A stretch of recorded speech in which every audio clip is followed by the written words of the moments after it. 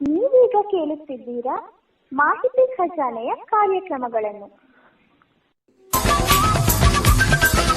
ಮಾಹಿತಿ ಖಜಾನೆ ಯೂಟ್ಯೂಬ್ ವಾಹಿನಿಗೆ ನನ್ನೆಲ್ಲ ಸಂಯುಕ್ತರಿಗೂ ಆತ್ಮೀಯವಾದ ಸ್ವಾಗತ. ಇಂದು ನಾವು ಮತ್ತೊಂದು ಉಪಯುಕ್ತ ಮಾಹಿತಿಯೊಂದಿಗೆ ಬಂದಿದ್ದೇವೆ. ಈ ವಿಡಿಯೋ ನಿಮಗೇನಾದರೂ ಇಷ್ಟವಾದಲ್ಲಿ ಲೈಕ್, ಶೇರ್, ಕಾಮೆಂಟ್ ಮಾಡಿ ಹಾಗೂ ಇನ್ನು ಹೆಚ್ಚು ಉಪಯುಕ್ತ ಮಾಹಿತಿಯನ್ನು ನಮ್ಮ ಯೂಟ್ಯೂಬ್ ವಾಹಿನಿಯಿಂದ ಏನಾದರೂ ನಿರೀಕ್ಷಿಸುತ್ತಿದ್ದೀರಾ? ನಿರೀಕ್ಷಿಸಿದಲ್ಲಿ ಬೆಲ್ ಐಕಾನ್ ಅನ್ನು ಕ್ಲಿಕ್ ಮಾಡುವುದರ ಮೂಲಕ ಸಬ್ಸ್ಕ್ರೈಬ್ ಆಗಿ.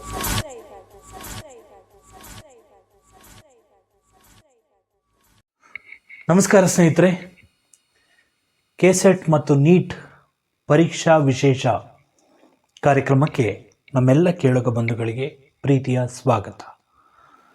ಕಳೆದ ಕೆಲವು ವಾರಗಳಿಂದ ಈ ಕಾರ್ಯಕ್ರಮವನ್ನು ಪ್ರಸಾರ ಮಾಡೋದಕ್ಕೆ ಸಾಧ್ಯವಾಗಿರಲಿಲ್ಲ. ಅದಕ್ಕಾಗಿ ವಿಷಾದಿಸ್ತೇವೆ. ಇನ್ನು ನಿರಂತರವಾಗಿ ಈ ಕಾರ್ಯಕ್ರಮ ಕೇಳಿ ಬರುತ್ತೆ. ಸೊ ನಿಮಗೆಲ್ಲ ಗೊತ್ತಿದೆ, ಸ್ವಾತಂತ್ರ್ಯ ದಿನಾಚರಣೆಯ ಪ್ರಯುಕ್ತ ನಿಮ್ಮ ಮೆಚ್ಚಿನ ವಾಹಿನಿಯಲ್ಲಿ ನಡೀತಾ ಇರುವಂತಹ ಕಾರ್ಯಕ್ರಮ ಭಗತ್ ಸಿಂಗ್ ಅವರ ಡೈರಿಯಿಂದ ಆಯ್ದ ಘಟನೆಗಳ ಪಕ್ಷಿನೋಟ. ಸೊ ಅದನ್ನು ಕೂಡ ನಾವು ಸರಿದೂಗಿಸಬೇಕಾಗಿದೆ.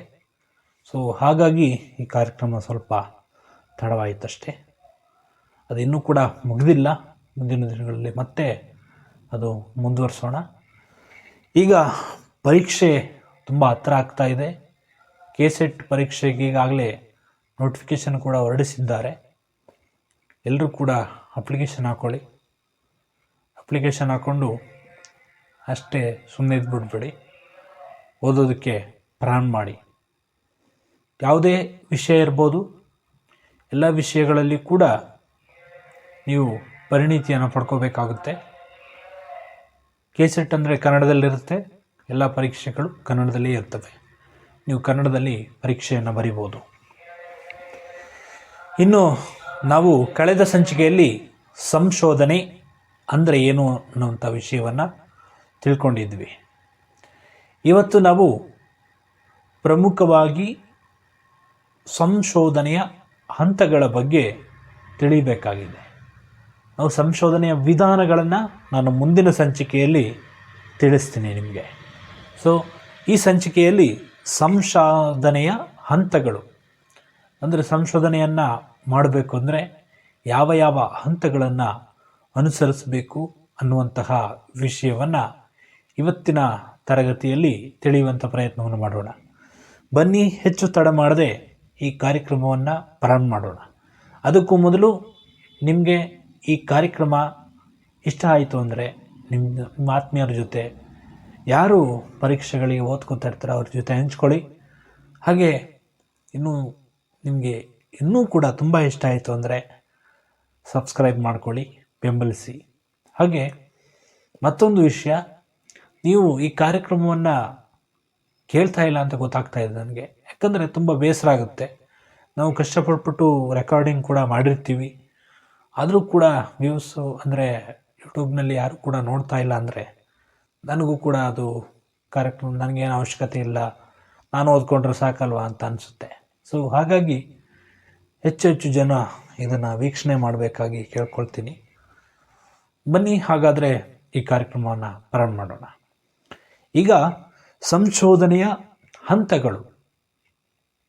ನಾವು ಕಳೆದ ಸಂಚಿಕೆಯಲ್ಲಿ ಸಂಶೋಧನೆ ಅಂದರೆ ಏನು ಅನ್ನುವಂತಹ ವಿಷಯವನ್ನು ಸಮಗ್ರವಾಗಿ ತಿಳ್ಕೊಂಡಿದ್ದೀವಿ. ಸಂಶೋಧನೆಗಳು ತನ್ನದೇ ಆದಂತಹ ವ್ಯಾಪ್ತಿಯಲ್ಲಿ ಹೊಸ ಹೊಸ ವಿಷಯಗಳ ಬಗ್ಗೆ ಹುಡುಕಾಟವನ್ನು ನಡೆಸ್ತವೆ. ಅವುಗಳು ತನ್ನದೇ ಆದಂತಹ ವಿನ್ಯಾಸಗಳನ್ನು, ರೂಪುರೇಷೆಗಳನ್ನು ಒಳಗೊಂಡಂತಹ ಒಂದು ವ್ಯವಸ್ಥೆಯಾಗಿ ಸಂಶೋಧನೆ ರೂಪುಗೊಳ್ಳುತ್ತೆ. ಇನ್ನು ಸಂಶೋಧನೆಯನ್ನು ಜ್ಞಾನಕ್ಕಾಗಿ ಅಂದರೆ ಮಾನವನ ಜ್ಞಾನಕ್ಕಾಗಿ ಹೊಸ ಹೊಸ ಸಂಗತಿಗಳನ್ನು ಕಂಡುಕೊಳ್ಳೋದಕ್ಕೆ ಬಳಸೋದನ್ನು ನಾವು ಪ್ರಮುಖವಾಗಿ ಗುರುತಿಸ್ತೇವೆ. ಅಂದರೆ ಇದನ್ನು ಕೇವಲ ಒಂದು ಪರೀಕ್ಷಾ ದೃಷ್ಟಿಯಿಂದಾಗಲಿ ಅಥವಾ ಯಾವುದೋ ಒಂದು ಉದ್ದೇಶದಿಂದಾಗಲಿ ಇದನ್ನು ನಾವು ತಿಳ್ಕೊಳ್ಬೇಕಾಗಿಲ್ಲ. ಪ್ರತಿಯೊಬ್ಬರು ಕೂಡ ಯಾವುದೇ ಸಬ್ಜೆಕ್ಟ್ ಆಗಿರ್ಬೋದು, ನೀವು ಎಲ್ಲರೂ ಕೂಡ ಸಂಶೋಧನೆಯ ಬಗ್ಗೆ ಅರ್ಥ ಮಾಡ್ಕೊಂಡಿರ್ಬೇಕು. ನಿಮಗೆ ಸಂಶೋಧನೆಯ ಬಗ್ಗೆ ಗೊತ್ತಿದ್ರೆ ಮಾತ್ರ ನೀವು ಒಂದು ವಿಷಯದ ಬಗ್ಗೆ ತಿಳ್ಕೊಳ್ಳೋದಕ್ಕೆ ಸಾಧ್ಯ ಆಗುತ್ತೆ. ಅದು ರಾಜ್ಯಶಾಸ್ತ್ರನೇ ಇರ್ಬೋದು, ಕನ್ನಡನೇ ಇರ್ಬೋದು, ಇಂಗ್ಲೀಷೇ ಇರ್ಬೋದು, ಯಾವುದೇ ಭಾಷೆ ಇರ್ಬೋದು, ಯಾವುದೇ ಪರೀಕ್ಷೆ ಇರ್ಬೋದು. ಅದೆಲ್ಲದರಲ್ಲೂ ಕೂಡ ನಮಗೆ ಏನು ಬೇಕು ಅನ್ನೋದನ್ನು ಕಂಡುಕೊಳ್ಳೋದಕ್ಕೆ ಸಂಶೋಧನೆಗಳು ಬಹಳ ಮುಖ್ಯ ಆಗುತ್ತೆ. ಇದನ್ನು ಕೇವಲ ಸಮಾಜಶಾಸ್ತ್ರಕ್ಕೆ ಮಾತ್ರವೇ ಸೀಮಿತವಾಗಿದೆ.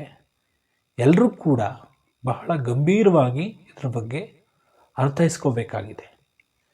ಯಾಕಂದರೆ ನಾವು ಏನು ಮಾಡ್ತಾ ಇದ್ದೀವಿ, ನಮ್ಮ ಸಬ್ಜೆಕ್ಟ್ಗಳ ಮಧ್ಯೆ ಭಿನ್ನ ಭೇದ ಭಾವಗಳನ್ನ ತರ್ತಾ ಇದ್ದೀವಿ. ನಾವು ಪೊಲಿಟಿಕಲ್ ಸೈನ್ಸ್ನವರು, ನಾವು ಸೋಷಿಯಾಲಜಿಯವರು, ನಾವು ಇಂಗ್ಲೀಷ್ನವರು ಅಂತ ಆ ಥರ ಭೇದ ಭಾವನ ಫಸ್ಟ್ ಬಿಡಬೇಕು. ನಮಗೆ ಯಾವ ಭೇದ ಭಾವನೂ ಬೇಕಾಗಿಲ್ಲ. ನಮಗೇನು ಬೇಕಾಗಿರೋದು ಜ್ಞಾನ ಅಷ್ಟೇ. ಇದನ್ನು ಪ್ರತಿಯೊಬ್ಬರು ಕೂಡ ಅರ್ಥ ಮಾಡ್ಕೋಬೇಕು. ಸೊ ಇನ್ಮೇಲಾದರೂ ಇದ್ರ ಬಗ್ಗೆ ಅರ್ಥ ಮಾಡ್ಕೋತೀರಿ ಅಂತ ನಾನಾದರೂ ಭಾವಿಸ್ತೀನಿ. ಸೊ ಯಾವುದೇ ವಿಷಯ ಇರಲಿ, ಸಂಶೋಧನೆಗಳು ಬಹಳ ಮುಖ್ಯ ಆಗ್ತವೆ. ಇನ್ನು ಸಂಶೋಧನೆ ಅಂತಕ್ಕಂಥದ್ದೇನಿದೆ, ಇದು ಮರಳಿನ ಗಡಿಯಾರದ ರೀತಿಯಲ್ಲಿ ಪ್ರಾರಂಭ ಆಗ್ತದೆ. ಮೊದಲಿಗೆ ಇದು ಒಂದು ಮಾಹಿತಿಯಾಗಿ ಮಾರ್ಪಡ್ತದೆ. ಅಂದರೆ ವ್ಯಕ್ತಿ ಸಂಶೋಧನೆಯನ್ನು ಮಾಡ್ತಕ್ಕಂತಹ ಸಂದರ್ಭದಲ್ಲಿ ಆ ಸಂಶೋಧನೆಯನ್ನು ಪ್ರಾರಂಭ ಮಾಡ್ತಾನೆ.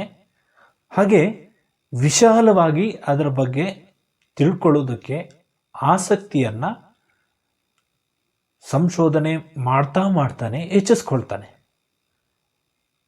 ಇದು ಮೊದಲನೇ ಹಂತ. ಅಂದರೆ ಸಂಶೋಧನೆ ಪ್ರಾರಂಭ ಆಗೋದು ಇದು ಮೊದಲ ಹಂತ ಆಗುತ್ತೆ. ಈ ಪ್ರಾರಂಭದಲ್ಲಿ ನಾವು ಮಾಹಿತಿಗಳನ್ನು ಸಂಗ್ರಹ ಮಾಡಬೇಕಾಗುತ್ತೆ. ಅದರ ಬಗ್ಗೆ ಹೇಳ್ತೀನಿ ಮುಂದೆ. ಸೊ ಆ ಮಾಹಿತಿಗಳನ್ನು ವಿಶಾಲವಾದ ದೃಷ್ಟಿಕೋನದಲ್ಲಿ ನಾವು ಅಧ್ಯಯನ ಮಾಡಬೇಕಾಗತ್ತೆ. ಆಗ ಮಾತ್ರ ನಮಗೆ ಇದ್ರ ಬಗ್ಗೆ ತಿಳ್ಕೊಳ್ಳೋದಕ್ಕೆ ಸಹಾಯಕವಾಗುತ್ತೆ.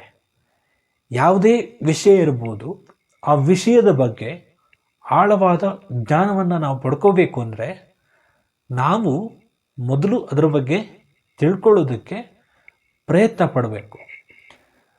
ತಿಳ್ಕೊಂಡ ಮೇಲೆ ನಾವೇನು ಮಾಡಬೇಕು, ಕ್ಷೇತ್ರ ಕಾರ್ಯವನ್ನು ಮಾಡಬೇಕು. ಅದನ್ನು ಕೂಡ ಹೇಳ್ಕೊಡ್ತೀನಿ ನಿಮಗೆ. ಕ್ಷೇತ್ರ ಕಾರ್ಯ ಅಂದರೆ ಏನು ಅಂತ ಅದು ಮುಂದೆ ತಿಳಿಯೋಣ. ಅದಕ್ಕೂ ಮೊದಲು ನಾವು ಮಾಹಿತಿಯನ್ನು ಆರಂಭದಲ್ಲಿ ಪ್ರಾರಂಭ ಮಾಡಬೇಕು. ಅಂದರೆ ಈಗ ಒಂದು ಪ್ರಾರ್ಥನೆ ಮೂಲಕ ಕಾರ್ಯಕ್ರಮ ಪ್ರಾರಂಭ ಆಗುತ್ತೆ. ಹಾಗೆಯೇ ನಮ್ಮ ಆರಂಭಿಕ ಹಂತ ಏನು ಅಂದರೆ ನಾವು ಆ ಮಾಹಿತಿಯನ್ನು ತಿಳ್ಕೊಳ್ಳೋದಕ್ಕೆ ಸಾಧ್ಯನಾ ಅನ್ನೋದರ ಬಗ್ಗೆ ನಾವು ಯೋಚನೆ ಮಾಡಬೇಕು. ಹಾಗೆ ವಿಶಾಲವಾದಂತಹ ದೃಷ್ಟಿಕೋನವನ್ನು ನಾವು ಹೊಂದಿರಬೇಕು. ನಮಗೆ ಆಲೋಚನಾ ಶಕ್ತಿ ಅನ್ನೋದನ್ನು ನಾವು ಮೊದಲನೇದಾಗಿ ಬೆಳೆಸ್ಕೋಬೇಕಾಗುತ್ತೆ. ಈ ಆಲೋಚನಾ ಶಕ್ತಿ ಇದ್ದರೆ ನಾವು ಯಾವುದೇ ಮಾಹಿತಿಯನ್ನು ಸಂಗ್ರಹಣೆ ಮಾಡೋದಕ್ಕೆ ಸಾಧ್ಯವಾಗುತ್ತೆ. ಇನ್ನು ಸಂಶೋಧನೆ ಅಂತಕ್ಕಂಥದ್ದು ಸರಳವಾದ ವಿಷಯ ಅಲ್ಲವೇ ಅಲ್ಲ. ಸಂಶೋಧನೆಯಲ್ಲಿ ಚರ್ಚೆ, ಉಪಸಂಹಾರ, ಮಾಹಿತಿ ಸಂಗ್ರಹಣೆ, ವಿಶ್ಲೇಷಣೆ ಇವೆಲ್ಲವೂ ಕೂಡ ಬಹಳ ಮುಖ್ಯ ಆಗುತ್ತೆ. ನಾವು ಯಾವುದೇ ಒಂದು ವಿಷಯದ ಬಗ್ಗೆ ಅರ್ಥ ಮಾಡ್ಕೋಬೇಕು ಅಂದರೆ ನಮ್ಮಲ್ಲಿ ಚರ್ಚೆಯನ್ನು ಮಾಡ್ಕೋಬೇಕಾಗುತ್ತೆ. ಅಂದರೆ ಒಂದು ವಿಷಯದ ಬಗ್ಗೆ ಪರವಿರೋಧ ಚರ್ಚೆಗಳು ನಡೆಯುತ್ತೆ. ಅದು ಆರೋಗ್ಯಕರವಾಗಿರುವಾಗೆ ನೋಡ್ಕೋಬೇಕಾಗುತ್ತೆ. ಮತ್ತೊಂದು ವಿಶ್ಲೇಷಣೆ ಅಂತಕ್ಕಂಥದ್ದು. ಈ ವಿಶ್ಲೇಷಣೆ ಅಂತಕ್ಕಂಥದ್ದು ಪ್ರತಿಯೊಬ್ಬರಿಗೂ ಕೂಡ ಬಹಳ ಅವಶ್ಯಕವಾಗುತ್ತೆ. ಈಗ ನಾನು ಯಾವುದೋ ಒಂದು ವಿಷಯದ ಬಗ್ಗೆ ನಿಮಗೆ ಹೇಳಿರ್ತೀನಿ ಅಂತ ಇಟ್ಕೊಳ್ಳಿ. ಆ ವಿಷಯದ ಬಗ್ಗೆ ನೀವು ಕೂಡ ವಿಶ್ಲೇಷಣೆ ಮಾಡಿದ್ರೆ ಅದು ಹೀಗಲ್ಲ ಹಾಗೆ ಹಾಗಲ್ಲ ಹೀಗೆ ಅಂತಕ್ಕಂತಹ ವಿಶ್ಲೇಷಣೆ ಮಾಡಿದ್ರೆ ಅದನ್ನು ನಾನು ಸ್ವಾಗತಿಸಬೇಕಾಗತ್ತೆ. ಬದಲಾಗಿ ನಾನು ಅದನ್ನು ವಿರೋಧಿಸೋಕ್ಕಾಗಲ್ಲ. ಯಾಕಂದರೆ ಅದು ನಿಮ್ಮ ದೃಷ್ಟಿಕೋನ ಆಗಿರುತ್ತೆ. ನೀವು ಅದ್ರ ಬಗ್ಗೆ ಅಧ್ಯಯನವನ್ನು ನಡೆಸಿರ್ತೀರಿ. ಅಧ್ಯಯನವನ್ನು ನಡೆಸದೆ ಈಗ ನಾನು ಅಷ್ಟೇ, ನಾನು ಅಧ್ಯಯನ ಮಾಡದೆ ನಿಮಗೆ ತಪ್ಪು ಮಾಹಿತಿಯನ್ನು ಕೊಡೋಕ್ಕಾಗಲ್ಲ. ಹಾಗೆಯೇ ಯಾವುದೇ ವಿಷಯದ ಬಗ್ಗೆ ನಾವು ತಿಳ್ಕೋಬೇಕು ಅಂದರೆ ವಿಶ್ಲೇಷಣೆ ಕೂಡ ಬಹಳ ಮುಖ್ಯ ಆಗುತ್ತೆ. ಇನ್ನು ಚರ್ಚೆ ಕೂಡ ಇಲ್ಲಿ ಬಹಳ ಪ್ರಮುಖವಾದಂತಹ ಅಂಶವಾಗಿ ನಮಗೆ ಮುನ್ನೆಲೆಗೆ ಬರುತ್ತೆ. ಇನ್ನು ಉಪಸಂಹಾರ ಅಂದರೆ ಯಾವುದೇ ಮಾಹಿತಿಯನ್ನು ಪ್ರಾರಂಭ ಮಾಡಿದಾಗ ಅದಕ್ಕೆ ಒಂದು ಅಂತ್ಯ ಅನ್ನೋದು ಇದ್ದೇ ಇರುತ್ತೆ. ಆ ಅಂತ್ಯದ ಬಗ್ಗೆ ನಾವು ತಿಳ್ಕೊಳ್ಳದೆ ನಾವು ಸುಮ್ಮನೆ ಮಾಹಿತಿಯನ್ನು ಬರ್ಕೊಂಡೋಗಿ ನಿಮ್ಮ ಲೆಕ್ಚರ್ಗಳಿಗೆ ಅಥವಾ ನಿಮ್ಮ ಟೀಚರ್ಗಳಿಗೆ ಕೊಟ್ಟರೆ ಅದರಿಂದ ಏನು ಪ್ರಯೋಜನ ಆಗೋಲ್ಲ. ಅದು ಅವರೇನು ಬಯಸ್ತಾರೆ, ನೀವು ಅದನ್ನು ಸಂಪೂರ್ಣಗೊಳಿಸಬೇಕು ಅಂತ ಬಯಸ್ತಾರೆ. ಸಂಪೂರ್ಣಗೊಳಿಸಬೇಕು ಅಂದರೆ ನಿಮಗೆ ಆ ಶಕ್ತಿ ಇರಬೇಕು ಅಂದರೆ ನೀವು ಈ ಎಲ್ಲ ಹಂತಗಳ ಬಗ್ಗೆ ತಿಳ್ಕೋಬೇಕು. ಚರ್ಚೆ, ಉಪಸಂಹಾರ ಅಂದರೆ ಏನು, ಮತ್ತು ಚರ್ಚೆ ಅಂದರೆ ಏನು, ವಿಶ್ಲೇಷಣೆ ಅಂದರೆ ಏನು, ಈ ಮೂರೂ ಅಂಶವನ್ನು ಅರ್ಥ ಮಾಡ್ಕೊಂಡಿದ್ರೆ ಸಂಶೋಧನೆಯನ್ನು ಮಾಡೋದಕ್ಕೆ ಸಾಧ್ಯ ಆಗುತ್ತೆ. ಸಂಶೋಧನೆ ಅಂತಕ್ಕಂಥದ್ದು ಸರಳವಾದ ವಿಷಯ ಅಲ್ಲ. ಅದು ಬಹಳ ಹಂತಗಳ ಆಧಾರದ ಮೇಲೆ ಒಂದು ಸಿದ್ಧಾಂತವಾಗಿ ರೂಪುಗೊಳ್ಳುತ್ತೆ. ನೀವು ಈಗಾಗಲೇ ಸಿದ್ಧಾಂತಗಳ ಬಗ್ಗೆ ತಿಳ್ಕೊಂಡಿದ್ದೀರಿ ಅಂತ ಭಾವಿಸ್ತೀನಿ. ಮುಂದಿನ ದಿನಗಳಲ್ಲಿ ಅದರ ಬಗ್ಗೆನೂ ಕೂಡ ನಾನು ತಿಳಿಸುವಂಥ ಪ್ರಯತ್ನವನ್ನು ಮಾಡ್ತೀನಿ. ಸೊ ಅದಕ್ಕಾಗಿ ನೀವು ಸ್ವಲ್ಪ ಕಾಲ ಕಾಯಬೇಕಾಗುತ್ತೆ. ಯಾಕಂದರೆ ಎಲ್ಲನೂ ಒಟ್ಟಿಗೆ ಕಲಿಸ್ಬಿಟ್ರೆ ಮೊಸರನ್ನ ಚಿತ್ರಾನ್ನ ಕಲಿಸ್ಕೊಂಡು ತಿಂದಂಗೆ ಆಗ್ಬಿಡುತ್ತೆ. ಸೊ ಹಾಗಾಗಿ ನಾವು ಒಂದೊಂದೇ ಆಧಾರದ ಮೇಲೆ ಹೋಗೋಣ ಅನ್ನೋದು ನನ್ನ ಒಂದು ಭಾವನೆ. ಸಂಶೋಧನೆ ಅಂತಕ್ಕಂಥದ್ದು ಕೇವಲ ಒಂದು ಉದ್ದೇಶ ಅಲ್ಲ. ಅದು ಈಗಾಗಲೇ ಹೇಳಿದಾಗೆ ಸಿದ್ಧಾಂತಗಳಾಗಿ ರೂಪುಗೊಳ್ತವೆ ಅಂತ ಹೇಳಿದೆ. ಆ ಸಿದ್ಧಾಂತಗಳು ರೂಪುಗೊಳ್ಳಬೇಕು ಅಂದರೆ ಕೆಲವೊಂದು ಶೋಧನೆಗಳು ನಡೀತವೆ. ಆ ಶೋಧನೆಗಳು ಕೂಡ ಬಹಳ ಮುಖ್ಯ ಆಗುತ್ತೆ. ಅಂದರೆ ಹುಡುಕಾಟ, ಪುನಃ ಹುಡುಕುವಂಥದ್ದು. ನಾನು ಕಳೆದ ಸಂಚಿಕೆಯಲ್ಲಿ ನಿಮಗೆ ಇದರ ಬಗ್ಗೆ ವಿಶ್ಲೇಷಣೆ ಮಾಡಿದ್ದೀನಿ. ಸೊ ಅದನ್ನು ಕೇಳಲಿಲ್ಲ ಅಂದರೆ ಕೇಳಿ. ಹಾಗೆ ಇದಿಷ್ಟೇ ಅಲ್ಲ, ಈಗ ಅಗತ್ಯ ಬಿದ್ದಾಗ ಈ ಮೂರೂ ಅಂಶಗಳ ಆಧಾರದ ಮೇಲೆ ಸಿದ್ಧಾಂತಗಳು ರೂಪುಗೊಂಡಾಗ ಅವುಗಳ ಬಗ್ಗೆ ಕಲ್ಪನೆಗಳು ಅಂತಕ್ಕಂಥದ್ದು ಬರುತ್ತೆ. ಆ ಕಲ್ಪನೆಗಳ ಬಗ್ಗೆ ಮುಂದಿನ ಸಂಚಿಕೆಯಲ್ಲೂ ಕೂಡ ನಾನು ತಿಳಿಸ್ತೀನಿ. ಈಗ ಬ್ರೀಫ್ ಆಗಿ ಸ್ವಲ್ಪ ಹೇಳೋದಾದರೆ, ಕಲ್ಪನೆ ಅಂತಕ್ಕಂಥದ್ದು ಸಂಶೋಧನೆಯಲ್ಲಿ ಬಹಳ ಮುಖ್ಯವಾದಂಥ ಅಂಶ. ಅಂದರೆ ಕಲ್ಪನೆ ಅಂತಕ್ಕಂಥದ್ದನ್ನು ಕೇವಲ ಹುಚ್ಚು ಕಲ್ಪನೆಯಾಗಿ ನಾವು ಬರೆಯೋದಕ್ಕೆ ಆಗೋಲ್ಲ. ಏನೋ ಒಂದು ವಿಷಯ ಇರುತ್ತೆ, ಆ ವಿಷಯದ ಬಗ್ಗೆ ನಾವು ಹೀಗೆ ಆಗ್ಬೋದೇನೋ ಅಂತಕ್ಕಂತಹ ಊಹೆಯನ್ನು ಮಾಡ್ತಕ್ಕಂತಹ ವಿಷಯವನ್ನು ನಾವು ಕಲ್ಪನೆಯಲ್ಲಿ ಕಂಡುಕೊಳ್ತೀವಿ. ಆ ಕಲ್ಪನೆಯ ಬಗ್ಗೆ, ಪರಿಕಲ್ಪನೆಗಳ ಬಗ್ಗೆ ಮುಂದಿನ ಸಂಚಿಕೆಗಳಲ್ಲಿ ತಿಳಿಯೋಣ. ಕಲ್ಪನೆ ಅಂತಕ್ಕಂಥದ್ದು ಪ್ರತಿಯೊಬ್ಬ ವ್ಯಕ್ತಿಗೂ ಬಹಳ ಮುಖ್ಯ. ಯಾಕಂದರೆ ಸಂಶೋಧನೆ ಮಾಡಬೇಕು ಅಂತ ಹೊರಟಾಗ, ವ್ಯಕ್ತಿಗಳನ್ನು ಭೇಟಿಯಾದಾಗ ಅವರ ಮಧ್ಯೆ ಸಂಬಂಧ ಗಟ್ಟಿಯಾಗಿರಬೇಕು. ಹಾಗೆ ನಿಮ್ಮ ಮನಸ್ಸಿನೊಳಗಿರತಕ್ಕಂತಹ ಕಲ್ಪನೆಗಳನ್ನು ಅವ್ರ ಜೊತೆ ಮುಕ್ತವಾಗಿ ಹಂಚ್ಕೋಬೇಕು. ಅವ್ರಿಗೆ ಮನಸ್ಸಿಗೆ ನೋವಾಗದೇ ಇರೋ ಥರ ನೀವು ನೋಡ್ಕೋಬೇಕಾಗತ್ತೆ. ಇದು ಬಹಳ ಮುಖ್ಯವಾದಂತಹ ಅಂಶವಾಗುತ್ತೆ. ಈ ರೀತಿ ಸಂಶೋಧನೆ ಮಾಡೋದರಿಂದ ಸಂಶೋಧಕರಿಗೆ ತಮ್ಮ ಜ್ಞಾನವನ್ನು ಹೆಚ್ಚಿಸಿಕೊಳ್ಳೋದಕ್ಕೆ ಸಹಾಯಕವಾಗುತ್ತೆ. ಈಗ ಸಂಶೋಧನೆಯ ಹಂತಗಳ ಬಗ್ಗೆ ನಾವಿಲ್ಲಿ ತಿಳಿಯೋಣ.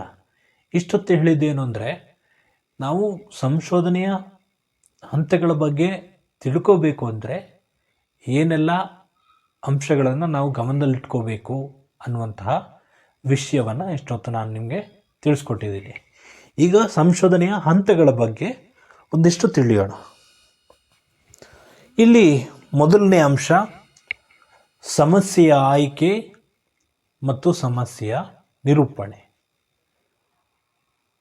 ಅಂದರೆ ಈಗ ನಾವು ಸಂಶೋಧನೆಯನ್ನು ಪ್ರಾರಂಭ ಮಾಡಬೇಕು ಅಂದರೆ ನಮಗೆ ಸಮಸ್ಯೆ, ಈಗ ಪ್ರಸ್ತುತ ಸಮಸ್ಯೆ ಏನಾಗ್ತಾ ಇದೆ ಅನ್ನುವಂತಹ ವಿಷಯಗಳ ಬಗ್ಗೆ ನಾವು ಸಂಶೋಧನೆಯನ್ನು ಮಾಡಬೇಕಾಗುತ್ತೆ. ಈಗ ಉದಾಹರಣೆಗಾಗಿ ಹೇಳೋದಾದರೆ, ಈಗ ನಮ್ಮ ಗಣಪತಿ ಹಬ್ಬ ಬರ್ತಾ ಇದೆ. ಈ ಹಬ್ಬದಲ್ಲಿ ಒಂದಿಷ್ಟು ಡಿಜೆಗಳು ಎಲ್ಲವೂ ಕೂಡ ಸದ್ದು ಮಾಡುತ್ತವೆ. ಈ ಡಿಜೆಗಳ ಆಧಾರವಾಗಿ ಇಟ್ಕೊಂಡು ನಾವು ಸಂಶೋಧನೆಯನ್ನು ಮಾಡಿದಾಗ ಡಿಜೆಯನ್ನು ಯಾಕೆ ಹಾಕಬೇಕು, ಯಾಕೆ ಹಾಕ್ತಾರೆ ಅನ್ನೋದನ್ನೆಲ್ಲ ನಾವು ಸಂಶೋಧನೆ ಮಾಡಬೇಕಾಗುತ್ತೆ. ಡಿಜೆಯನ್ನು ಎಷ್ಟೊತ್ತಿಂದ ಎಷ್ಟೊತ್ತಿನವರೆಗೆ ಹಾಕಬೇಕು, ಹೇಗೆ ಹಾಕಬೇಕು ಅನ್ನೋದ್ರ ಬಗ್ಗೆ ನಾವು ಇಲ್ಲಿ ಸಂಶೋಧನೆ ಮಾಡಬೇಕಾಗುತ್ತೆ.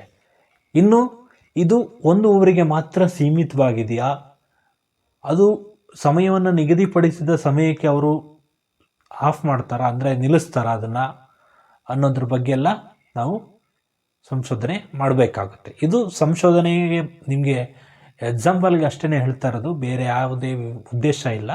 ಇದನ್ನು ಗಮನದಲ್ಲಿಟ್ಕೊಳ್ಳಿ. ಸೊ ನಾವು ಯಾರನ್ನೇ ವಿರೋಧಿಸಬೇಕಾಗಲಿ, ಭಾವನೆಗಳನ್ನ ಕೆರಳಿಸ್ಬೇಕು ಅಂತಾಗಲಿ ಏನು ಮಾಡ್ತಾ ಇಲ್ಲ. ಸೊ ಕೇವಲ ಒಂದು ಉದಾಹರಣೆಗಾಗಿ ಇದನ್ನು ಹೇಳ್ತಾ ಇದ್ದೀನಿ. ನೋಡಿ, ಈ ಒಂದು ಸಮಸ್ಯೆಯನ್ನು ನಾವು ಈಗ ಸದ್ಯಕ್ಕೆ ಸಮಸ್ಯೆ ಅಂತ ಇಟ್ಕೊಳ್ಳಿ. ಸಮಸ್ಯೆಯನ್ನು ನಾವು ಬಗೆಹರಿಸಬೇಕು ಅಂದರೆ ಅವರಿಗೆ ಗೈಡ್ಲೈನ್ಸ್ಗಳನ್ನು ಕೊಡಬೇಕಾಗತ್ತೆ. ಅಂದರೆ ಸಂಶೋಧಕರಿಗೆ ಇದನ್ನು ಹೇಳ್ತಾರೆ, ಸಂಬಂಧಪಟ್ಟಂತಹ ಸರ್ಕಾರಗಳಿರ್ಬೋದು ಮತ್ತಿತರ ಇನ್ಯಾವುದೇ ವ್ಯವಸ್ಥೆಗಳಿರ್ಬೋದು, ಅವ್ರು ಹೇಳ್ತಾರೆ ಸಂಶೋಧನೆ ಮಾಡಿ ಅಂತ ಇದ್ರ ಬಗ್ಗೆ ಅಂತ. ಆಗ ನಾವು ಏಕಾಏಕಿ ಹೋಗಿ ನಾವು ಡಿ ಜೆ ಹಾಕಿರ್ತಲ್ಲ ಅವ್ರ ಹತ್ರ ಹೋಗಿ ನೀವು ಯಾಕೆ ಡಿ ಜೆ ಹಾಕ್ತೀರಾ ಹಂಗೆ ಹಿಂಗೆ ಅಂತ ಕೇಳೋಕ್ಕಾಗಲ್ಲ. ಬದಲಾಗಿ ನಾವು ಈ ಹಿಂದೆ ಈ ವಿಷಯದ ಬಗ್ಗೆ ಯಾರ್ಯಾರು ಯಾವ ರೀತಿಯ ಸಂಶೋಧನೆಯನ್ನು ಮಾಡಿದ್ದಾರೆ ಅನ್ನೋದನ್ನು ನಾವು ಅರ್ಥ ಮಾಡ್ಕೋಬೇಕಾಗುತ್ತೆ. ಬರವಣಿಗೆ ಇರುತ್ತಲ್ಲ, ಲೇಖನಗಳನ್ನ ನಾವು ಓದಬೇಕು. ಲೇಖನಗಳನ್ನು ಓದಿದ ಮೇಲೆ ನಮಗೊಂದು ಐಡಿಯಾ ಬರುತ್ತೆ. ಅಂದರೆ ಈ ಸಮಸ್ಯೆನ ನಾನು ಆಯ್ಕೆ ಮಾಡಿಕೊಂಡ್ರೆ ಸಂಶೋಧನೆ ಮಾಡೋದಕ್ಕೆ ಸಾಧ್ಯ ಆಗುತ್ತಾ ಅನ್ನೋದರ ಬಗ್ಗೆ ನಮಗೆ ಮಾಹಿತಿ ತಿಳಿಯೋದಕ್ಕೆ ಸಾಧ್ಯ ಆಗುತ್ತೆ. ಇನ್ನು ನೀವು ಸಮಸ್ಯೆಗಳನ್ನು ಆಯ್ಕೆ ಮಾಡ್ಕೊಳ್ತಕ್ಕಂತಹ ಸಂದರ್ಭದಲ್ಲಿ ಬಹಳ ಯೋಚನೆ ಮಾಡಬೇಕಾಗುತ್ತೆ.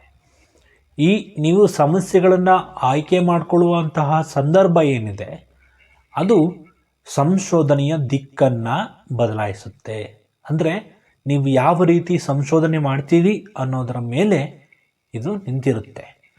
ಇನ್ನು ಕಾರ್ಯಯೋಜನೆಗಳು ಅಂದರೆ ಆ ಸಂಶೋಧನೆಯನ್ನು ಮಾಡ್ತಕ್ಕಂತಹ ಸಂದರ್ಭದಲ್ಲಿ, ಈ ಸಮಸ್ಯೆಗಳನ್ನು ಸಂಶೋಧನೆಯನ್ನು ಮಾಡ್ತಕ್ಕಂಥ ಸಂದರ್ಭದಲ್ಲಿ ಆ ಸಮಸ್ಯೆಯ ಬಗ್ಗೆ ನಮಗೂ ಕೂಡ ಆಳವಾದ ಅಧ್ಯಯನವನ್ನು ಮಾಡುವಂಥ ಅವಶ್ಯಕತೆ ಇರುತ್ತೆ. ಸೊ ಹಾಗಾಗಿ ನಾವು ಕುಳಿತಲ್ಲಿಯೇ ಮಾಹಿತಿಯನ್ನು ಹೆಚ್ಚಾಗಿ ಸಂಗ್ರಹಿಸೋದಕ್ಕೆ ಆಗೋಲ್ಲ. ಹಾಗಾಗಿ ಇದರ ಬಗ್ಗೆ ನಾವು ಮೊದಲಿಗೆ ತಿಳ್ಕೋಬೇಕು. ಅಂದರೆ ನಾವು ಯಾವ ರೀತಿಯ ಸಮಸ್ಯೆಗಳನ್ನು ಆಯ್ಕೆ ಮಾಡ್ಕೋಬೇಕು ಅನ್ನೋದರ ಬಗ್ಗೆ ನಮ್ಮ ಲೆಕ್ಚರ್ಗಳೇನಿರ್ತಾರೆ, ಅಂದರೆ ಪ್ರಾಧ್ಯಾಪಕರೇನಿರ್ತಾರೆ, ಅವರಿಂದ ಮಾರ್ಗದರ್ಶನವನ್ನು ಪಡ್ಕೊಳ್ಳೋದು ಇಲ್ಲಿ ಬಹಳ ಮುಖ್ಯ ಆಗುತ್ತೆ. ನಾವೇ ಏಕದಮ್ ಏನೋ ಒಂದು ಸಮಸ್ಯೆಗಳನ್ನ ತಗೊಂಡು ಆಯ್ಕೆ ಮಾಡಿಕೊಂಡ್ರೆ ನಮಗೆ ಮುಂದೆ ಸಮಸ್ಯೆ ಆಗುತ್ತೆ. ಅವರು ನಮಗೆ ಗೈಡ್ ಮಾಡ್ತಾರೆ. ಈಗ PhD ಮಾಡ್ತಕ್ಕಂಥ ಸಂದರ್ಭದಲ್ಲಿ ನಿಮಗೆಲ್ಲ ಗೊತ್ತಿದೆ, ಗೈಡ್ಗಳನ್ನ ಕೊಡ್ತಾರೆ. ಒಬ್ಬರು ಉಪನ್ಯಾಸಕರನ್ನ ನೀವು ತಗೋಬೋದು. ಅವರು ನಿಮಗೆ ಗೈಡ್ ಮಾಡ್ತಾರೆ ಹೇಗೆ ಸಂಶೋಧನೆ ಮಾಡಬೇಕು ಅಂತಕ್ಕಂಥ ವಿಷಯಗಳನ್ನ ಇಟ್ಕೊಂಡು ಆಧಾರವಾಗಿ ಸಂಶೋಧನೆ ಮಾಡೋದನ್ನು ನಾವು ಗಮನಿಸ್ತೇವೆ.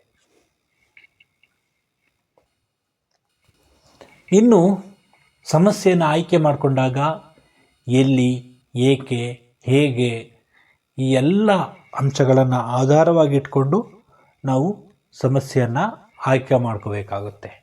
ಇನ್ನು ಮುಂದಿನ ಹಂತವಾಗಿ ಬರ್ತಕ್ಕಂಥದ್ದು ಸಾಹಿತ್ಯ ವಿಮರ್ಶೆ. ತಮ್ಮೆಲ್ಲರಿಗೂ ಕೂಡ ಸಾಹಿತ್ಯ ವಿಮರ್ಶೆ ಅಂದ ತಕ್ಷಣ ನೀವು ಲಿಟ್ರೇಚರ್ಗೆ ಹೋಗ್ಬೋದು, ಆದರೆ ಅದಲ್ಲ. ನಾವು ಸಂಶೋಧನೆ ಮಾಡುವಾಗ ಲೇಖನಗಳನ್ನು ಓದಬೇಕು. ನಾನು ಆಗಲೇ ಹೇಳಿದೆ ನಿಮಗೆ ಲೇಖನಗಳನ್ನ ಓದಬೇಕು ಅಂತ. ಯಾವ ಥರ ಲೇಖನಗಳನ್ನ ಓದಬೇಕು ಅಂದರೆ, ಈಗ ಒಂದು ಸಮಸ್ಯೆ ಇರುತ್ತೆ. ಈಗ ಉದಾಹರಣೆಗೆ ಈಗಾಗಲೇ ನಾನು ಹೇಳಿದೆ DJ ಘಟನೆ.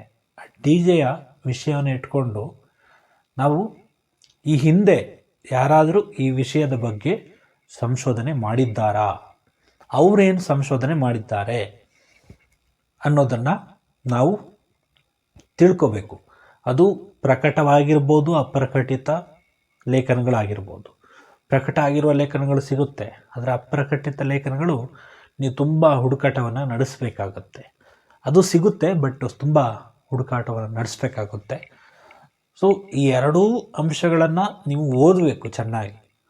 ಓದಿದ ಮೇಲೆ ಈ ಸಮಸ್ಯೆಯನ್ನು ನಾನು ಹೇಗೆ ಬಗೆಹರಿಸಬೇಕು, ಅಂದರೆ ನಾನು ಹೊಸದೇನಾದರೂ ಹೇಗೆ ಕಂಡ್ಕೋಬೇಕು, ಇದರಲ್ಲಿ ಈ ಸಮಸ್ಯೆಯನ್ನು ನಾನು ಹೊಸದೇನಿದೆ ಇದರಲ್ಲಿ ಅದನ್ನು ನಾನು ಸಂಶೋಧನೆ ಮಾಡಬೇಕು ಅಂತಕ್ಕಂಥದ್ದು ನಿಮ್ಮ ಗುರಿ ಆಗಬೇಕು. ಅಂದರೆ ಅವರು ಸಂಶೋಧನೆ ಮಾಡಿದ್ದನ್ನೇ ನೀವು ಮಾಡುವಂತಹ ಅವಶ್ಯಕತೆ ಇಲ್ಲ. ಯಾಕಂದರೆ ಅದು ಆ ಥರ ಮಾಡಿದ್ರೆ ಅದು ಸಂಶೋಧನೆ ಆಗಲ್ಲ, ಕಾಪಿ ಚೀಟಿ ಆಗುತ್ತೆ ಅಲ್ವಾ. ಹಾಗೆ ಒಂದು ಸಮಸ್ಯೆ ಆದ ತಕ್ಷಣ ಆ ಸಮಸ್ಯೆನ ಆಯ್ಕೆ ಮಾಡಿಕೊಳ್ಳುವಾಗ ನಾವು ಯೋಚನೆ ಮಾಡಬೇಕು.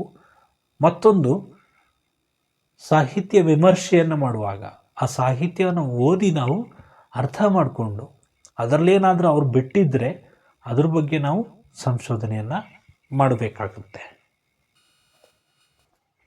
ಇದನ್ನು ಪೂರಕ ಅವಲೋಕನ ಅಂತ ಹೇಳ್ತಾರೆ. ನಾನು ಅವಲೋಕನದ ಬಗ್ಗೆನೂ ಕೂಡ ಮುಂದೆ ಹೇಳ್ತೀನಿ ನಿಮಗೆ. ನಾವು ಪೂರ್ವ ತಯಾರಿ ಅಂತಕ್ಕಂಥದ್ದು ಇರುತ್ತಲ್ಲ, ಅದನ್ನು ನಾವು ಮಾಡಬೇಕಾಗುತ್ತೆ. ಈ ಸಾಹಿತ್ಯ ವಿಮರ್ಶೆಯ ಮೂಲಕ ನಾವು ಪೂರ್ವ ತಯಾರಿಯನ್ನು ಮಾಡ್ಕೊಳ್ತೀವಿ. ಅಂದರೆ ಯಾವುದೇ ಸಮಸ್ಯೆಯ ಬಗ್ಗೆ ನಾವು ಅಧ್ಯಯನ ಮಾಡೋದಕ್ಕೆ ತಯಾರಿಯನ್ನು ನಡೆಸೋದು ಹೀಗೆ. ಇನ್ನು ಮುಂದಿನ ಹಂತ ಬರ್ತಕ್ಕಂಥದ್ದು ಪ್ರಾಕಲ್ಪನೆ ಅಂತಕ್ಕಂಥದ್ದು. ಪ್ರಾಕಲ್ಪನೆ ಅಂತಕ್ಕಂಥದ್ದೇನಿದೆ, ಇದು ಸಂಶೋಧಕನನ್ನು ಸರಿದಾರಿಗೆ ನಡೆಸ್ತಕ್ಕಂತಹ ವ್ಯವಸ್ಥೆ. ಅಂದರೆ ಇದು ಏನಿದೆ ಪ್ರಾಕಲ್ಪನೆ ಅಂತಕ್ಕಂಥದ್ದು, ಇದು ಊಹೆಗಳನ್ನು ಒಳಗೊಂಡಿರುತ್ತೆ. ಅಂದರೆ ಹೀಗೆ ಹೋದರೆ ಹೇಗಾಗುತ್ತೆ, ಹೀಗೆ ಬಂದರೆ ಏನಾಗುತ್ತೆ, ನಾನು ರೋಡಿನ ಮಧ್ಯದಲ್ಲಿ ನಿಂತರೆ ಏನಾಗುತ್ತೆ ಅದೆಲ್ಲರಿಗೂ ಗೊತ್ತಿದೆ. ಆದರೆ ಊಹೆ ಹೀಗೆ ಆಗ್ಬೋದೇನೋ ಅಂತಕ್ಕಂಥದ್ದನ್ನು ಮಾಡೋದಕ್ಕೆ ಈ ಪ್ರಾಕಲ್ಪನೆಗಳು ಬಹಳ ಪ್ರಮುಖವಾದಂತಹ ಅಂಶವಾಗಿ ಕಾಣಿಸ್ಕೊಳ್ಳುತ್ತೆ.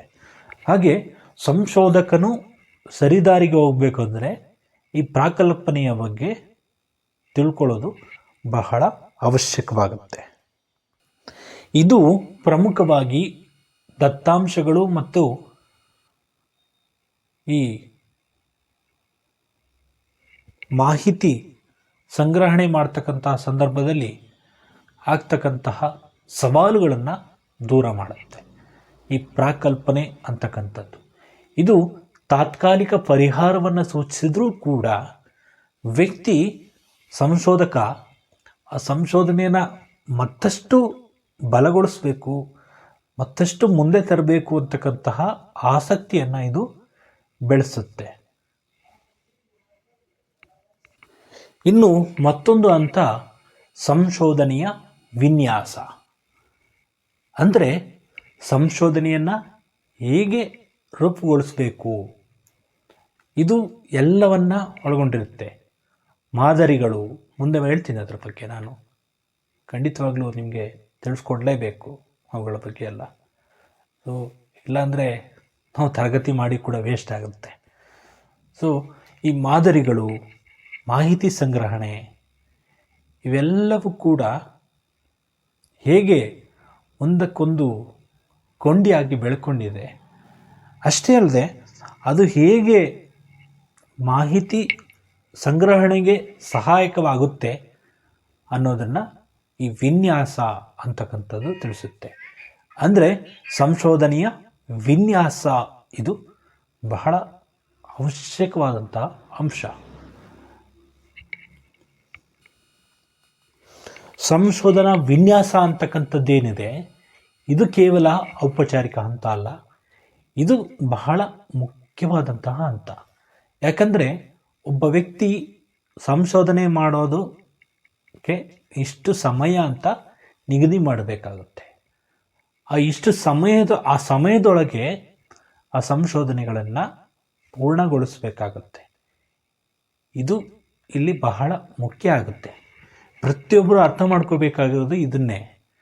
ನಾವು ಎಷ್ಟು ಖರ್ಚು ಮಾಡ್ತೇವೆ, ಅದು ಎಷ್ಟು ಮಾಹಿತಿ ಸಿಗ್ತದೆ ನಮಗೆ ಅನ್ನೋದ್ರ ಬಗ್ಗೆ ನಾವು ಮೊದಲಿಗೆ ತಿಳ್ಕೋಬೇಕು. ಖರ್ಚು ವೆಚ್ಚ ಇರ್ಬೋದು, ಅಥವಾ ನಾವು ತೆಗೆದುಕೊಳ್ತಕ್ಕಂತಹ ಸಮಯ ಇರ್ಬೋದು, ಇವೆಲ್ಲವೂ ಕೂಡ ಇಲ್ಲಿ ಬಹಳ ಮುಖ್ಯ ಆಗುತ್ತೆ. ಒಂದು ನೀಲಿ ನಕ್ಷೆ ಥರ. ಈಗ ಪರೀಕ್ಷೆ, ಯಾವುದಾದ್ರು ಒಂದು ಪರೀಕ್ಷೆ ಪ್ರಾರಂಭ ಆಗಬೇಕು ಅಂದರೆ ಆ ಪರೀಕ್ಷೆಗೆ ಮೊದಲಿಗೆ ನೋಟಿಫಿಕೇಷನ್ ಹೊರಡಿಸ್ತಾರೆ. ಹಾಗೆ ಆನಂತರದಲ್ಲಿ ಫೀಸನ್ನು ಕಟ್ಟಿಸ್ಕೊಳ್ತಾರೆ. ಆನಂತರದಲ್ಲಿ ಒಂದಷ್ಟು ದಿನ ಟೈಮ್ ತಗೊಂಡು ನಮ್ಮ IA ಮಾರ್ಕ್ಸ್ಗಳನ್ನಿರ್ಬೋದು ಮತ್ತಿತರ ಚಟುವಟಿಕೆಗಳನ್ನೆಲ್ಲ ಮಾಡ್ತಾರೆ. ನಂತರದಲ್ಲಿ ಪರೀಕ್ಷಾ ದಿನಾಂಕಗಳನ್ನು ಪ್ರಕಟ ಮಾಡ್ತಾರೆ. ಏಕದಮ್ ನಾವು ಪರೀಕ್ಷಾ ದಿನಾಂಕವನ್ನು ಪ್ರಕಟ ಮಾಡೋದಕ್ಕೆ ಸಾಧ್ಯ ಇಲ್ಲ. ಹಾಗಾಗಿ ಒಂದು ಕಾರ್ಯಯೋಜನೆ ಕಾರ್ಯರೂಪಕ್ಕೆ ಬರಬೇಕು ಅಂದರೆ ಅದರ ಮಧ್ಯೆ ಒಂದಷ್ಟು ಯೋಜನೆಗಳು ಅಥವಾ ಒಂದಷ್ಟು ಮಹತ್ವದ ಅಂಶಗಳು ಇರ್ತವೆ. ಆ ಅಂಶಗಳನ್ನು ಆಧಾರವಾಗಿಟ್ಕೊಂಡು ಈ ವಿನ್ಯಾಸ ಅಂತಕ್ಕಂಥದ್ದು ರೂಪುಗೊಂಡಿದೆ. ಈಗ ಸಂಶೋಧನೆಯಲ್ಲಿ ಇದು ಬಹಳ ಪ್ರಮುಖವಾದ ಹಂತ ಅಂತಲೇ ಹೇಳ್ಬೋದು.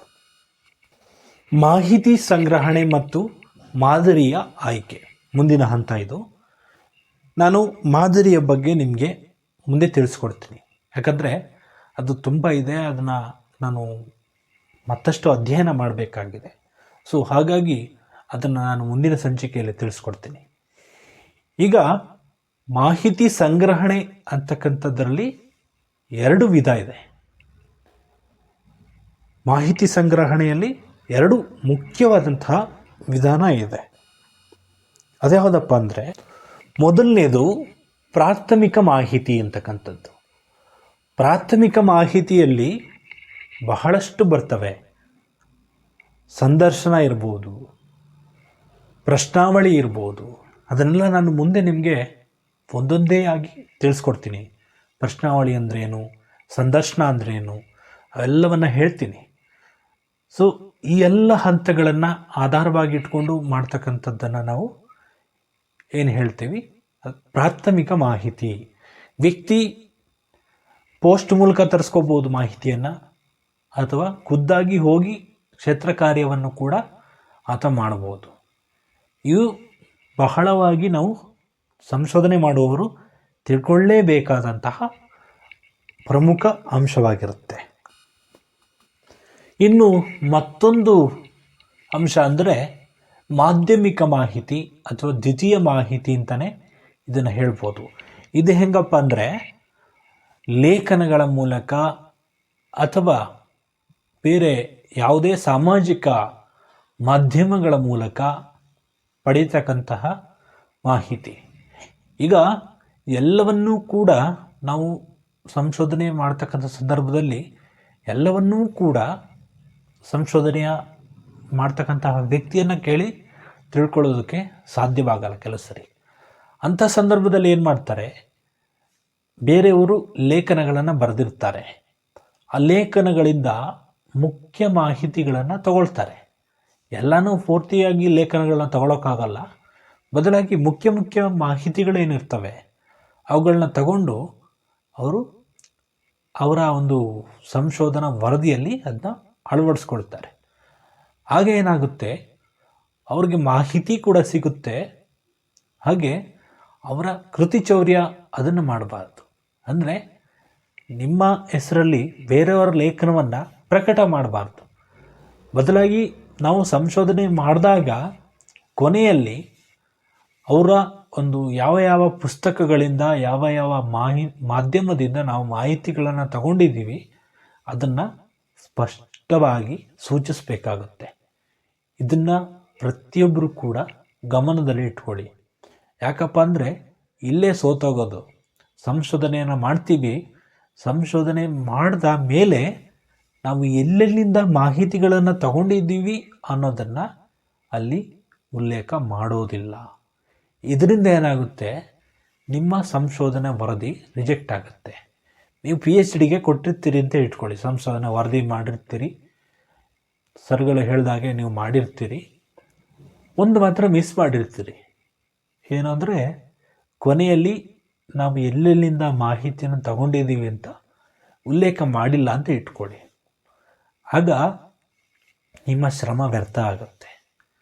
ಸ್ಟ್ರಿಕ್ಟಾಗಿ ಯಾರಾದರೂ ನಿಮ್ಮ ವ್ಯಾಲ್ಯೂಯೇಷನ್ ಮಾಡಿದ್ರೆ ಅದನ್ನು ರಿಜೆಕ್ಟ್ ಮಾಡ್ತಾರೆ. ಮತ್ತೆ ಮೊದಲಿಂದ ನೀವು ಸಂಶೋಧನೆಯನ್ನು ಮಾಡಬೇಕಾಗುತ್ತೆ. ಹಾಗಾಗಿ ಇದರ ಬಗ್ಗೆ ಗಮನವಹಿಸೋದು ಬಹಳ ಅವಶ್ಯಕ ಅಂತ ಅನಿಸುತ್ತೆ. ಇನ್ನು ಮಾಹಿತಿಯೆಲ್ಲ ಸಂಗ್ರಹ ಆದಮೇಲೆ ಏನು ಮಾಡಬೇಕಪ್ಪ ಅಂದರೆ, ನಾವು ಪ್ರಮುಖವಾದ ಹಂತಕ್ಕೆ ಬಂದಿದ್ದೇವೆ. ಅಂದರೆ ಅಲ್ಲಿ ಎಲ್ಲ ವಿಷಯಗಳನ್ನು ಅರ್ಥೈಸ್ಕೊಂಡು ಫಲಿತಾಂಶಗಳನ್ನು ವಿಶ್ಲೇಷಣೆ ಮಾಡಬೇಕು. ಅಂದರೆ ಇಲ್ಲೇನಾದರೂ ತಪ್ಪಾಗಿದೆಯಾ ಅನ್ನೋದ್ರ ಬಗ್ಗೆ ನಾವು ಮೊದಲೇ ತಿಳ್ಕೋಬೇಕು. ಯಾವುದಾದ್ರು ಮಾಹಿತಿ ತಪ್ಪಾಗಿದೆಯಾ, ಏನಾದರೂ ತಪ್ಪಾಗಿ ಬರೆದಿದ್ದೀವ, ಯಾರ್ದಾದ್ರೂ ಹೆಸರನ್ನು ತಪ್ಪಾಗಿ ಬರೆದಿದ್ದೀವ, ಅಥವಾ ಯಾವುದಾದ್ರೂ ಒಂದು ಲೇಖನವನ್ನು ನಾವು ತಗೊಂಡಾಗ ಅದರಲ್ಲಿ ಏನಾದರೂ ತಪ್ಪಾಗಿದೆಯಾ ಅನ್ನೋದನ್ನೆಲ್ಲ ತಿಳ್ಕೋಬೇಕು. ನಂತರದಲ್ಲಿ ವರದಿ ತಯಾರಿಯನ್ನು ಮಾಡಬೇಕಾಗುತ್ತೆ. ಈ ವರದಿ ತಯಾರಿ ಮಾಡಿದ ತಕ್ಷಣ ನೀವು ಪ್ರಕಟ ಮಾಡೋದಕ್ಕೆ ಹೋಗಬಾರ್ದು. ಇದನ್ನು ನುರಿತರಿಂದ ಅಥವಾ ನಿಮ್ಗೆ ಯಾರು ಗೈಡ್ ಅಂತ ಕೊಟ್ಟಿರ್ತಾರೆ ಅಥವಾ ಯಾರು ಇದ್ರ ಬಗ್ಗೆ ಎಲ್ಲ ತಿಳ್ಕೊಂಡಿರೋರು ಇರ್ತಾರೆ, ಅವ್ರ ಬಳಿ ಇದನ್ನು ಪರೀಕ್ಷೆಗಾಗಿ ಕೊಡಬೇಕು. ಆಗ ಅವರೇನಾದರೂ ತಪ್ಪಿದ್ರೆ ಅದನ್ನು ಹೇಳ್ತಾರೆ. ಆಗ ಅದನ್ನು ಸರಿಪಡಿಸ್ಬಿಟ್ಟು ನೀವು ಸಾರ್ವಜನಿಕವಾಗಿ ಅಥವಾ ನೀವು ಮಾಮೂಲಿ ಪ್ರಕಟ ಮಾಡ್ಬೋದು ಅಥವಾ ಪ್ರಕಟ ಮಾಡದೇನೂ ಇರ್ಬೋದು, ಅದು ನಿಮ್ಮ ಇಷ್ಟ. ಆದರೆ ಸಾರ್ವಜನಿಕವಾಗಿ ಪ್ರಕಟ ಮಾಡುವಂಥ ಸಂದರ್ಭದಲ್ಲಿ ನೀವು ಈ ರೀತಿ ಪರಿಶೀಲನೆ ಮಾಡಿಸ್ಕೊಳ್ಳೋದು ಇಲ್ಲಿ ಬಹಳ ಮುಖ್ಯ ಆಗುತ್ತೆ. ಓಕೆ ಸ್ನೇಹಿತರೆ, ಇಷ್ಟು ಸುದೀರ್ಘವಾದ ಸಂಚಿಕೆ ಆಯಿತು. ಸೊ ಯಾರು ಬೇಸರ ಮಾಡಿಕೊಳ್ಳದೆ ಈ ಸಂಚಿಕೆಯನ್ನು ಕೇಳಿ. ಯಾಕಪ್ಪ ಅಂದರೆ ಬಹಳಷ್ಟು ಮಾಹಿತಿಯನ್ನು ಕೊಡಬೇಕಾಗುತ್ತೆ. ಮಾಹಿತಿಯನ್ನು ಕೊಡದೆ ನಾವು ಸಂಚಿಕೆಯನ್ನು ಕೊನೆಗೊಳಿಸೋದಕ್ಕಾಗೋಲ್ಲ. ಸೊ ಇದನ್ನು ನಾನು ಒಂದೇ ಸಂಚಿಕೆಯಲ್ಲಿ ಅಪ್ಲೋಡ್ ಮಾಡ್ತೀನಿ. ಯಾಕಪ್ಪ ಅಂದರೆ ನಾವು ಎರಡೆರಡು ಭಾಗ ಮಾಡಿ ಅಪ್ಲೋಡ್ ಮಾಡಿದ್ರೆ ಅದನ್ನು ಕೇಳೋದಿಲ್ಲ, ನನಗೆ ಗೊತ್ತು. ಯಾಕಪ್ಪ ಅಂದರೆ ನಾವು ಒಂದೊಂದೇ ವಿಷಯದ ಬಗ್ಗೆ ಒಂದೊಂದು ಸಂಚಿಕೆಯನ್ನು ಮಾಡಬೇಕು ಅಂತಕ್ಕಂಥ ಉದ್ದೇಶ ಇದೆ. ಸೊ ಹಾಗಾಗಿ ಇದನ್ನು ನೀವು ಕೇಳಬೇಕು. ಹಾಗೆ ಈ ಮಾಹಿತಿಯನ್ನು ನಿಮ್ಮದಾಗಿಸ್ಕೊಳ್ಳಿ. ಸೊ ನೀವು ಕೇಳೋದಷ್ಟೇ ಅಲ್ಲ, ನಿಮ್ಮ ಆತ್ಮೀಯರಿರ್ತಾರೆ, ನಿಮ್ಮ ಪರೀಕ್ಷೆಗೆ ಓದ್ತಕ್ಕಂಥ ಸ್ನೇಹಿತರಿರ್ತಾರೆ, ಅವ್ರ ಜೊತೆ ಹಂಚ್ಕೊಳ್ಳಿ. ನೋಡಿ, ಒಂದು ವಿಷಯ ಗಮನದಲ್ಲಿಟ್ಕೊಳ್ಳಿ, ಯಾವುದೇ ವಿಷಯ ಮೇಲಲ್ಲ ಕೀಳಲ್ಲ. ಎಲ್ಲ ವಿಷಯಗಳ ಬಗ್ಗೆ ನಾವು ಅರ್ಥ ಮಾಡ್ಕೋಬೇಕು, ಮಾಹಿತಿ ಸಂಗ್ರಹಿಸಬೇಕು. ಇದೆಲ್ಲವೂ ಕೂಡ ಬಹಳ ಮುಖ್ಯ ಆಗುತ್ತೆ. ನಾವು ಇವತ್ತು ಸಂಶೋಧನೆಯ ಹಂತಗಳ ಬಗ್ಗೆ ತಿಳ್ಕೊಂಡಿದ್ದೀವಿ. ಸೊ ಇನ್ನೂ ಏನಾದರೂ ಹಂತಗಳಿದ್ದರೆ ನಾನು ನಿಮಗೆ ಮುಂದಿನ ಸಂಚಿಕೆಯಲ್ಲಿ ನಾನು ತಿಳಿಸ್ತೀನಿ. ನಿಮಗೂ ಕೂಡ ಹಂತಗಳ ಬಗ್ಗೆ ಏನಾದರೂ ಮಾಹಿತಿಗಳಿದ್ದರೆ ನಮ್ಮ ಜೊತೆ ನೀವು ಹಂಚ್ಕೋಬೋದು. ಹಾಗೆ ವಾಟ್ಸಪ್ ಸಂಖ್ಯೆ ಕೂಡ ನಿಮಗೆ ಕೊಡ್ತೀನಿ, 8317439148. ಈ ಸಂಖ್ಯೆಗೆ ವಾಟ್ಸಪ್ ಮಾಡೋದ್ರ ಮೂಲಕ ನಿಮ್ಮ ಸಮಸ್ಯೆಗಳನ್ನು, ನಿಮ್ಮ ಪ್ರಶ್ನೆಗಳನ್ನು ನೀವು ಕೇಳ್ಬೋದು. ಆ ಪ್ರಶ್ನೆಗಳಿಗೆ ಮುಂದಿನ ಸಂಚಿಕೆಯಲ್ಲಿ ಉತ್ತರ ಕೊಟ್ಟು ನಾನು ಮುಂದಿನ ವಿಷಯಕ್ಕೆ ಹೋಗ್ತೀನಿ. ಅಲ್ಲಿವರೆಗೂ ಮಾಹಿತಿ ಖಜಾನೆಯ ಕಾರ್ಯಕ್ರಮಗಳನ್ನ ಕೇಳ್ತಾ ಇರಿ, ಕೇಳಿಸ್ತಾ ಇರಿ, ಕೇಳ್ತಾನೆ ಇರಿ. ನಮಸ್ಕಾರ. ಜೈ ಹಿಂದ್.